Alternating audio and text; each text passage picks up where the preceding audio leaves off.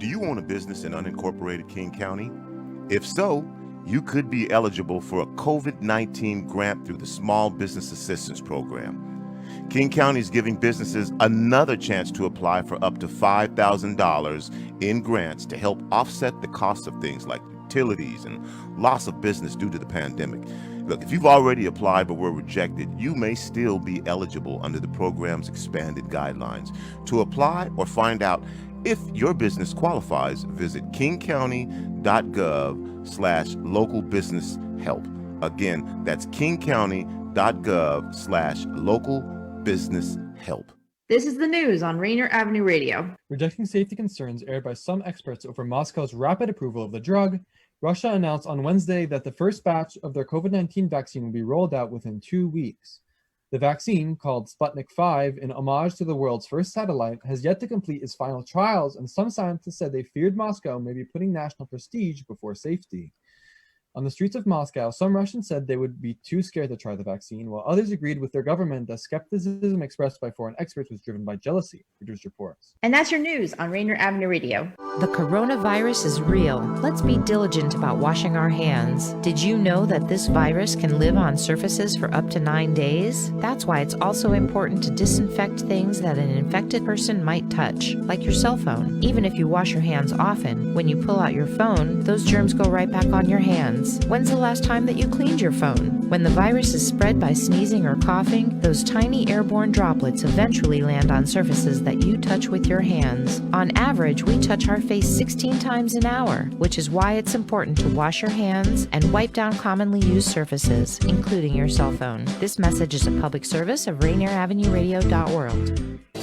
Hello everyone, I'm Mark Bryan. This is the Fitness Corner. My show is all about providing you with fitness tips, teaching you how to exercise in and out of the club safely. If you have conditions of high blood pressure, diabetes, I will also be providing you tips on how to exercise and keep yourself healthy. There will be guests on my show talking about their fitness routines and how they stay healthy to continue their sport. And you can hear all of this and a lot more right here on RainierAvenueRadio.world. That's it. You doing good? All right, yes. Feeling good? Okay. Oh. Rainier Avenue Radio,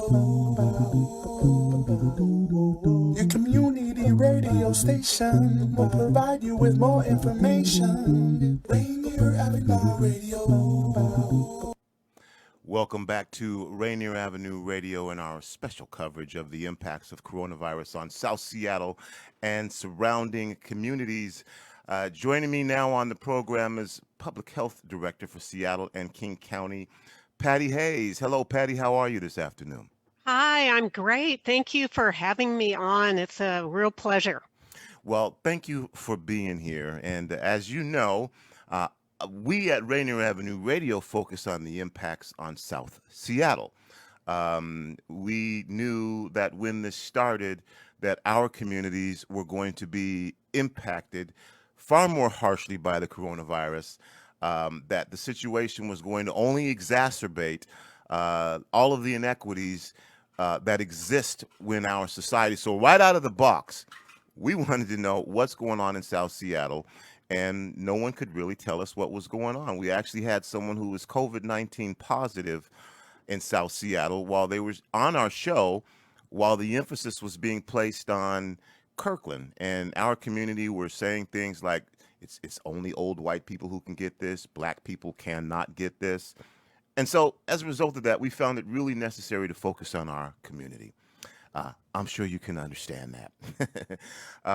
As we are moving into the school year coming up, let's just start out with a general outlook about the impact health-wise that the coronavirus is having now in our communities. You know, we're wearing masks. It's been a few months.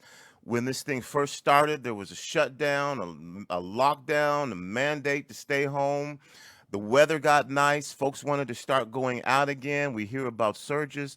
What's the general overall picture of our community, Seattle King County Health, when it comes to this coronavirus pandemic right now?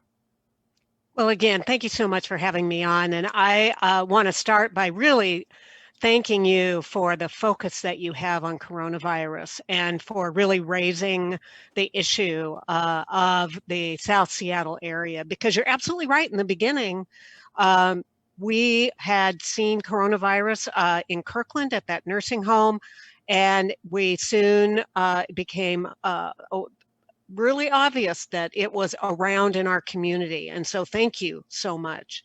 Right now, our case counts, after we went into phase 2, after we opened up a bit, we have seen those case counts come down a bit since July 25th, but they still remain at a fairly high level on a what we call a 7-day moving average of about 140 cases per day.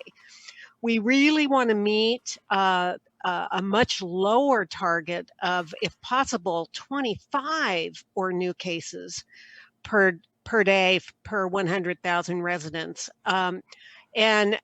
So we have a long way to go. Right now, we're seeing still a lot of younger residents under the age of 40 remain the largest proportion of the cases. And we still continue to see the disparities, as you already noted, in the infection rates by race and ethnicity. Our BIPOC communities are much higher impacted and have more serious health concerns with coronavirus, which is one thing we're getting. We have a dashboard on our website specifically to highlight that, getting the word out. And we right now are seeing that our healthcare system is in good shape, which is a key metric. We want to make sure that, unlike Florida and Arizona and Texas, you've seen where the healthcare system is falling apart. We are not seeing that. And I think that's to the great messaging by organizations like yours to get the word out, and also our work that we're doing across the county. The economic shutdown and the impacts it had on families and businesses has really added additional health impacts, particularly to low-wage workers and essential workers who are being pushed further into poverty. And we've seen our homelessness go up through the job loss. So we are working with communities. We stood up a business and other community task forces who've been working tirelessly with community members to look at what resources are available and understand how to keep the messages out so that people can keep themselves, their customers, and their employees safe. There is this thing called the dashboard. Tell us and our listeners what the dashboard is and what kind of information anyone has access to on this dashboard. Yes, on our King County website, we have a number of dashboards, actually. We have the key metrics that the governor has asked to be watched at every local level. That includes some of the things I just mentioned. What are our case counts on a 14-day running average? How are our hospitals doing? How much testing we're doing? We also have a dashboard that's just the basics. Every single day gets updated. We have a dashboard that shows the data specifically broken out by race and ethnicity. That, of course, is where we're watching closely the impact in the Black community, the hospitalizations that we see higher level in the Hispanic community. So that dashboard is critically important in our planning and watching where the virus is going around the county. We have a dashboard that looks at the economic impact of COVID on our community. It looks at how many people have become uninsured. We have a dashboard specifically to long-term care. So we try and get as much data out to the public and to your listeners so that they can keep themselves informed. And for someone who hasn't had time to look at the dashboard because they've been busy trying to find daycare and go to work and figure out what they're going to do for school, where are we at now in regards to Indigenous, Hispanic, Black, and the relationship with who's testing positive? Is it getting better? So what I can say is that for the vast majority of the outbreak, I have already mentioned that our numbers are down a little bit. So unlike in the middle of the worst of the pandemic in late March, early April, and then right after we went to and open to phase 2, the numbers are a little better. But for the vast majority, the incident rates of COVID are 3 to 5 times higher among the Black and Hispanic residents compared to whites. And we have seen that the numbers we're watching of hospitalizations have stayed fairly stable, but again, they're disproportionate to those communities. So this is one reason why we have been focusing on really getting the information out through folks like you, frankly, because you're absolutely right. People don't have time to go to these dashboards all the time. They are working to try and get where for many folks, where the next food is going to become on their table and how to deal with their jobs. So we appreciate that partnership. Well, thank you. Again, my guest is Ms. Hayes, Health Director for the Seattle-King County. Is that the right title, Health Director? Yeah, Director of Public Health. Director of Public Health. What's Jeff Duchin's title? Because I've had him on. So Jeff Duchin is our health officer. Health officer. So yeah, Okay. so his role is as the physician to guide and look. He is one of the national experts actually in communicable disease. We're lucky to have somebody that has such a great background in communicable disease helping to really look at and lead our efforts. All right. Well, you know what? We didn't do this because we jumped right into it. Why don't you give us some background information on yourself and the role that you play and why you chose this type of work? Well, thank you so much for asking. Well, I'm a nurse by education, and I have brought my nursing wherever I've gone in my job. I've spent around 30 years in public health. And I started out doing home visiting in rural King County, visiting both families who were facing catastrophic health issues with their children. And also I was assigned to work with families who had family members in Harborview in the trauma unit because of head injuries. This was before we had the helmet law. And I saw the devastation that can happen when safety and public health can be emphasized. And it spurred my heart to work my life's career with families and in public health. Well, thank you for doing what you're doing. I want to talk about going back to school. How does the Seattle-King County Health Department work with the school districts, or do you work with the school districts? There are a lot of parents out there right now just unsure about what to expect and what that's going to look like. Does the school district take your advice? Do you offer advice?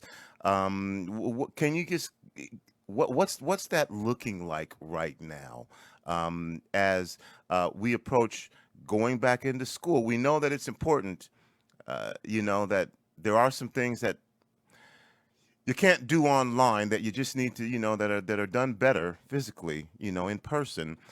But we have this pandemic in place, and we have kids who are going to go back to multi-generational families.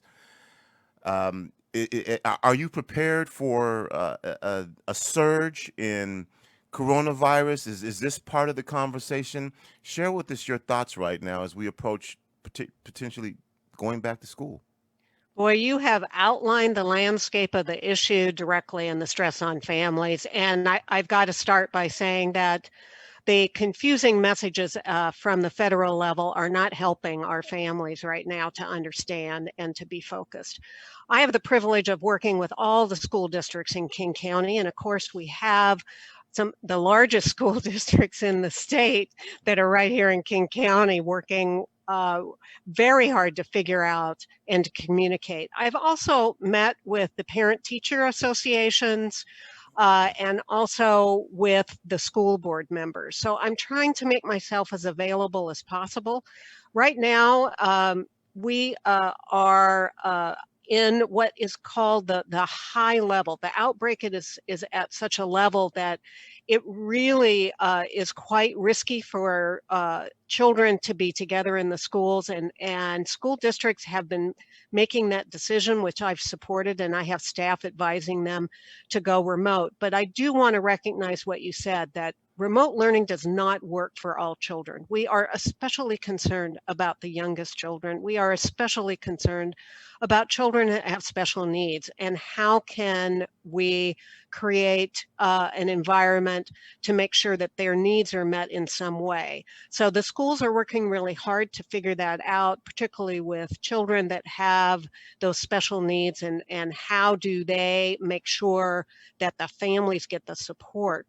We're going to be watching, and you are right, going into the fall, as the weather gets worse, we're expecting more people to be indoors. We're going to be entering into flu season, and we are expecting the numbers to go up again, which is why right now the messages, and I heard your messages before I came on, encouraging people to wear their face coverings and to wash their hands and to clean their phones. Thank you for that message. That was great.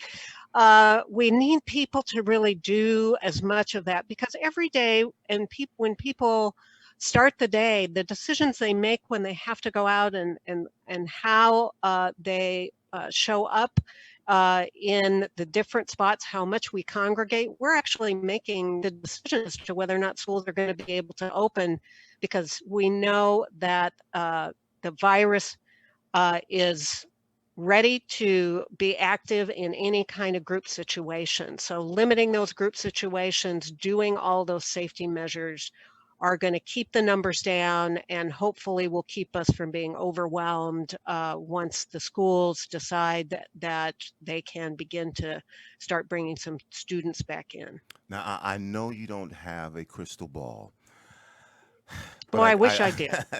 But I have to ask you this question as the director: is it going to be safe to go back to school in September in Seattle and King County? The schools here have decided to go remote. I'm still working with some of the independent schools on their decisions. Some of those schools have extremely small cohorts to begin with. So the schools have made the right decision here. Mm-hmm. I actually need to just say that it's a matter of managing risk at any one time. I don't like to actually, I'll be honest with you, use the word safe, because I don't want to give parents the idea that there is safe and not safe right now until we have a vaccine and this virus gets under control. It's a matter of managing, and how do we build the safeguards in so that we're managing the risk, if that makes sense. And again, I appreciate you. You know how we get down on Street Beat? We just have open, honest conversation. Again, my guest is Patty Hayes, Director of Public Health, Seattle, King County. Now, I want to continue to talk about education and learning and the things that, basically, bottom line, you mentioned to me that you were a home visitor. What aspect of home visitation were you involved in? Well, I, in my early career, I worked with the state, and I was called in when there was a problem that the family was having, either being able to keep their either elderly family member or youngest family member in the home. It was, I've got to admit to you, I'm in the older set, and this was a very long time ago, and it was before some of the better programs that we have now in the state here, but my work really paved the groundwork towards those programs, because we were placing too many people into institutional-like settings, and we were looking at how to help families support their family members at home. And because of my maternal child health background, I was dealing with families who were with children who were terminally ill, like with muscular dystrophy, when muscular dystrophy was always a killer. And I would go and work with that family on how to help that child at home. And sometimes if the family absolutely couldn't manage the child, we worked to see how to keep that child in a family-like setting and manage until the child's death. Really, really tragic things, but it taught me so much about both our communities and also the needs for families. Oh, thank you for sharing that. And I was actually, because you talked about early childhood, and I was thinking about early childhood development. And so, again, as we're talking about this, pandemic and learning and going back to school, we know that birth to age 5 is a critical time for child development. Again, the impact that this coronavirus is having on folks, caregivers are showing distress, and this goes down to young children. And I'm not trying to catch you off guard here. Are you familiar with this thing called the Rapid Assessment of Pandemic Impact on Development Early Childhood Households, the Rapid EC? I have heard about it. I'm not super familiar with it, so I can't speak in depth to you today. Okay. Well, it's a study that shows that leading early childhood advocates and researchers who studied the impacts of the pandemic on children 5 years and younger, and the impact that this is having on the emotional well-being. You can't talk to 3-month-old and 5-month-olds and 1-year-olds and ask them how they're doing. That's right. So you can only talk to the parents to find out this information. So in getting, again, we're finding out also that, again, the evidence that shows that children are not immune from COVID-19, and it's playing a larger role in the community spread than That's right. previously thought. That's ultimately what I'm getting at. Yeah, you're absolutely right. I don't know if you're aware, but I was one of the lead staff for Dow's initiative, The Best Starts for Kids, and I know that your station has been covering the meetings they've been summit. having. I really appreciate that. Mm-hmm. And so for me, being a background in parent-child health nursing, what you're talking about is an absolute. I talked to one family whose 3-year-old literally had the image that coronavirus was a monster outside the house. And when mom took the child out, literally he would cover himself with his blanket because he was so afraid to go outside.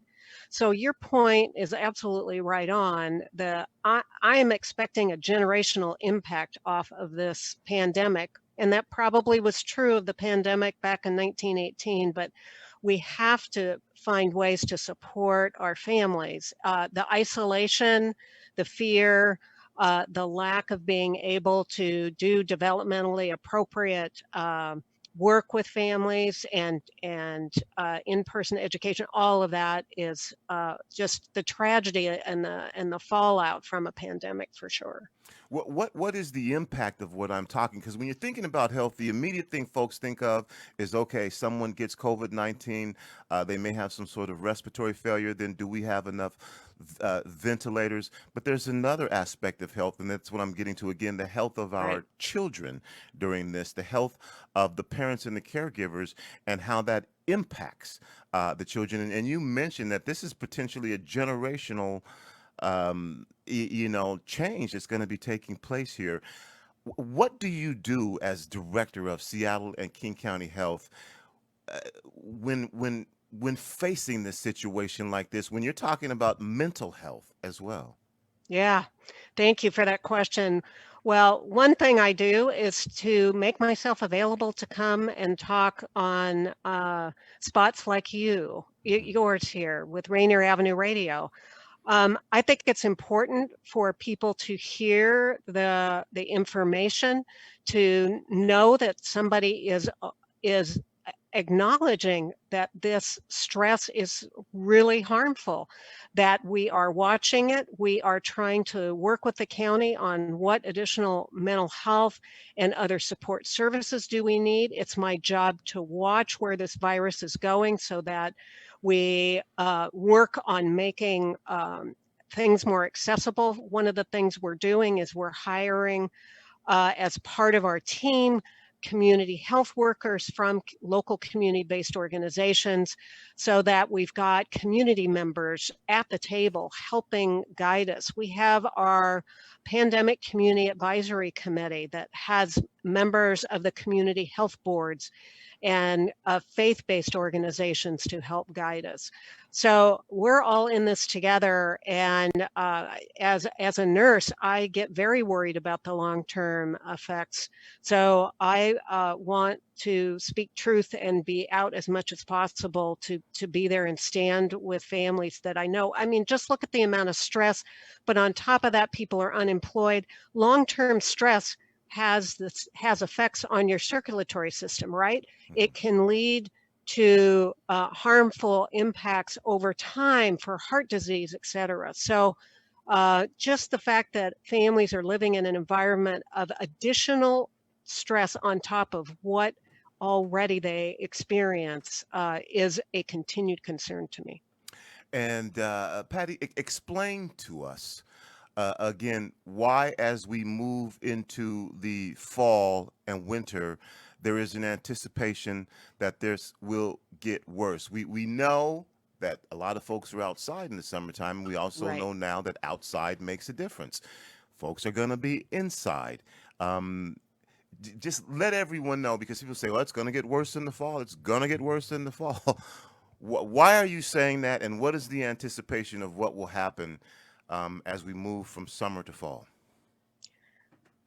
And the truth is, it doesn't have to get worse in the fall. Okay. It's just that we're expecting it to get worse because, number one, people are exhausted of this pandemic.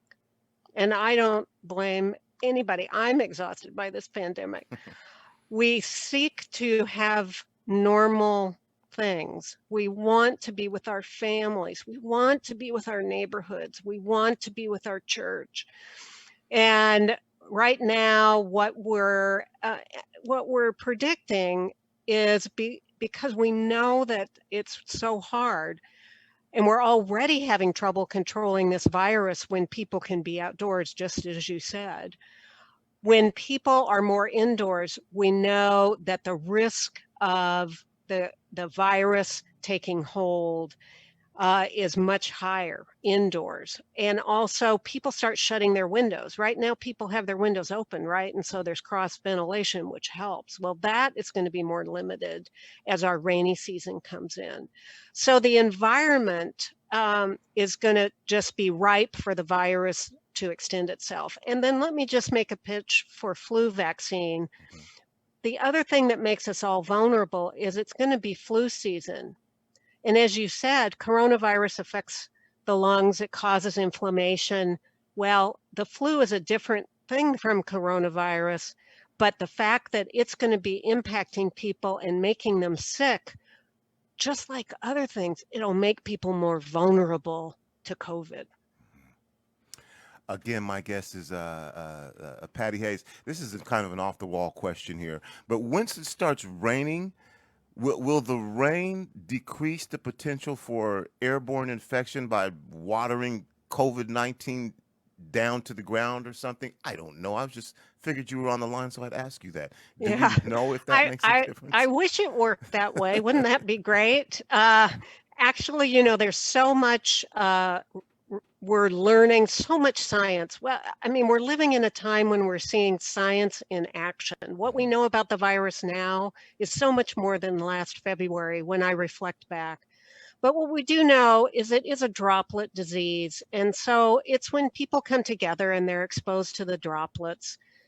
The reason why it's better outside is those droplets aren't as condensed as when you're indoors, and you're not necessarily around people for the length of time. So it's both being exposed to the droplets and the amount of time that you're exposed to the droplets. And then as you're your COVID commercial said, it's about cleaning surfaces. This doggone virus can live for a long time on surfaces. It's a very sneaky. It has many ways of getting to us. Mhm. So the rain may not help wash it off of things or water it down, or we don't know No, yet. because it really wasn't a risk. It's like outdoors, if there were droplets like on your car, Hmm. it's not as high a risk as like we were saying on a phone that you're picking up or when you touch your face so naturally all the time. So again, I think at the very beginning, it's safe to say nobody got this right because no one knew. But we looked to science, so science had to try to give us some answers. Right. And we're figuring it out as we go. So my final to last question here is, at this point, because again, in the beginning, maybe nobody got it right, but science had to answer some questions. What would you say to people who say, "Why should I trust the science?" Well, we are, what I would say is we are watching science real time. And what you have from the scientists is they will come back and give the new information when we've got it. For example, at the very beginning of this, there was a lot of chatter that this was just going to be like another flu. I don't know if you're a listener to remember that, Oh yeah, but that was one we of the heard it first. from our president. Well, and we could have a whole conversation about that, couldn't we? But let me just say back to the science. Scientists, right away, as we began to see them come out with their research, they dispelled that when we saw the death, how the deaths occur, and then as they explored and we found out it was actually an inflammatory problem. It not only gets in the lungs, which is what has been so seen, but it gets in, it can inflame your circulatory system. These children that aren't severely impacted by COVID, but they end up about a month later in Children's Hospital with what now is called the multi-system inflammatory syndrome. It's very rare, but we didn't know that in the very beginning. And children, because of the inflammatory nature of COVID and the leftover residual effects it has, children can be affected. Same thing with what you're hearing of folks who, after having the virus cleared from their systems, they are having long-term sort of bodily reactions to having this virus. They have pain, they feel exhausted for weeks, some people months. I've heard of folks that have had fevers going on for a month. Those are the things we're learning real time. It's our responsibility to get that out to the public so that you do continue to trust that we will give you the information as it evolves out. And we need the gracious space from the public to know this is a coronavirus. It's a novel virus. We didn't know about it and we're learning about it. My guest again is Patty Hayes, Director of Public Health, Seattle and King County. Patty, we went a little bit over time here, and I apologize for that. I do respect your time, but I really appreciate you coming on the air here and sharing this information with us, and in particular, sharing information with our communities. Our communities don't always trust certain media. Because we don't always get the consideration that we need, and it's important to be able to get information from trusted advocates in our community. So thank you for coming here and doing this. And I want to give you the opportunity for final words that you would like to share with our communities. Now, you already know how I get down. My main interest is South Seattle and the members of our communities and surrounding communities, but we do have people listening from everywhere. So if there is something that you would like to share as Director of Public Health, as we move into the fall, this thing is not abating, there's a potential for a surge. Folks are still losing jobs. A lot of folks are still unemployed. Some folks still have to be frontline essential workers. And again, we're finding out more how this is impacting our youngest, that they are not immune from this. And all of this stuff, Patty, is just keeps building and building and building. And so final words from you that you would like to share with us.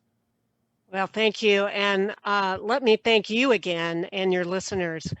And I would be pleased to come back again. Let me just put that right out there.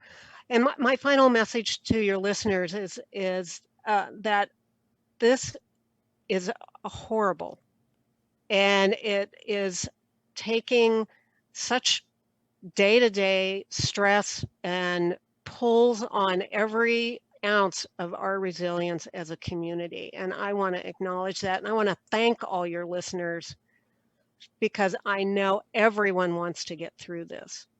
I want to help us all through this. And we know there are such simple things that can help keep our families safe. It's hand washing. It's wearing our face coverings. It is keeping physically distant about 6 feet from each other. And it is really just aggressively cleaning our homes, our surfaces, as your commercial said, your phone. When was the last time you cleaned your phone? Thank you for that. Thank you for putting out those messages. We want to partner together, and we want to get through it, and we will. We all need to get to the point where we have a vaccine, and would be happy to come back to talk about that horizon with you. Okay, thank you, Patty. Appreciate that. You know, and I do want to have a longer discussion, in particular, again, about our youngest, our most vulnerable, those whose voices they can't tell us what's going on, and the stresses that their parents are feeling right now, and the unknown about whether they're carriers or whether they're immune, or all this stuff as we get more information as school starts again and parents go back to work, and our childcare system is overburdened. Again, those frontline essential workers who are supposed to be taking care of the most valuable people that we have, which is our children, our future. You know, what this starts to unfold and look like. So if you can come back and we can have a bigger conversation about that particular group and the impact it's going to have, and maybe even look a little bit into what we were talking about before about the anticipation generationally, and this may even have a Be happy to do that. generational Be health really, impact. really pleased. Okay, thanks for joining me. Thank you. You're listening to the impacts of the coronavirus on South Seattle and surrounding communities. Just finished talking with Patty Hayes, Director of Public Health for Seattle and King County. What we're going to do is we're going to come back, and if we may take some of your phone calls if you'd like to have conversation about what you heard earlier. We had an extended conversation with Jim Griffin, who's the supervisory special agent for the Federal Bureau of Investigation, the FBI. If you were listening to that conversation, you did hear a lot of, well, I can't answer that.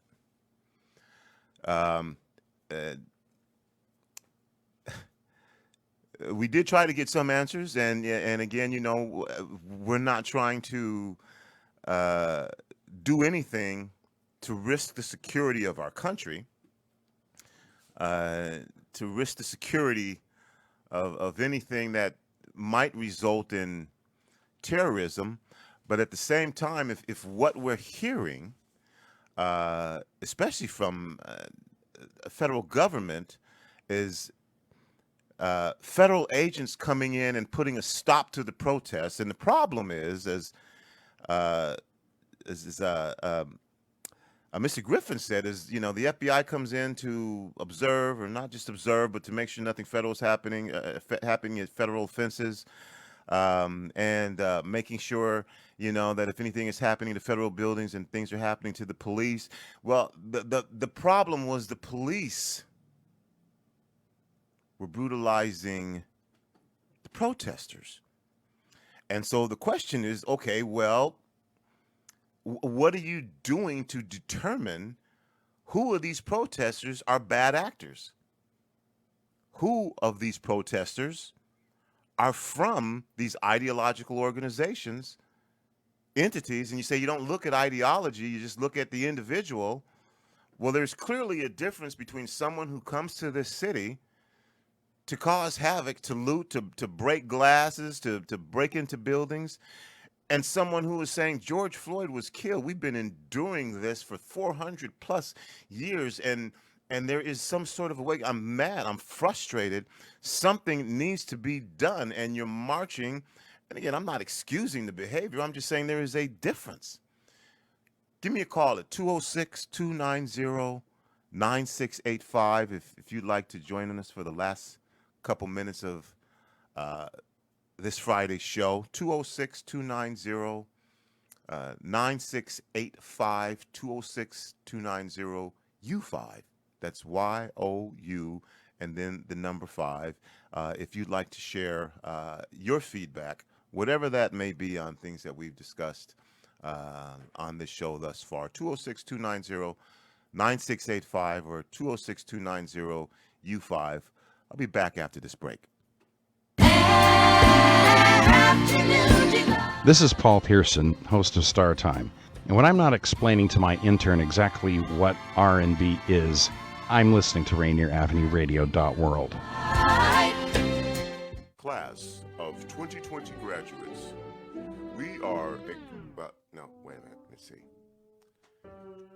To the esteemed graduates of the class of 2020. Run that back again. When you finish high school, college, grad school, or even grade school, I mean, you're still graduating. It just doesn't feel right. 2020 graduates, we got you. Rainier Avenue Radio celebrates your hard work while maintaining safe and social distance. Rainier Avenue Radio celebrates your corona commencement without the crowds, but with a lot of pomp and circumstance. Presenting your class of 2020 graduates! Congratulations to 2020 graduate Misha Michaela Holman Nickerson. Congratulations, Misha. Misha Michaela is a graduate of Renton High School. Misha Michaela has been a cheerleader at Renton High School for all 4 years. Cheerleading shows school spirit. Misha Michaela also works at the Circle Time Daycare, taking care of the babies. 2020 graduate Misha Michaela Holman Nickerson is hoping to go to Honolulu Community College next spring. Hawaii, here comes Misha. Misha Michaela, your grandmother says we are so proud of the strong lady you've become. You are truly amazing. Your family loves you. Misha Michaela Holman Nickerson, 2020 grad from Renton High School.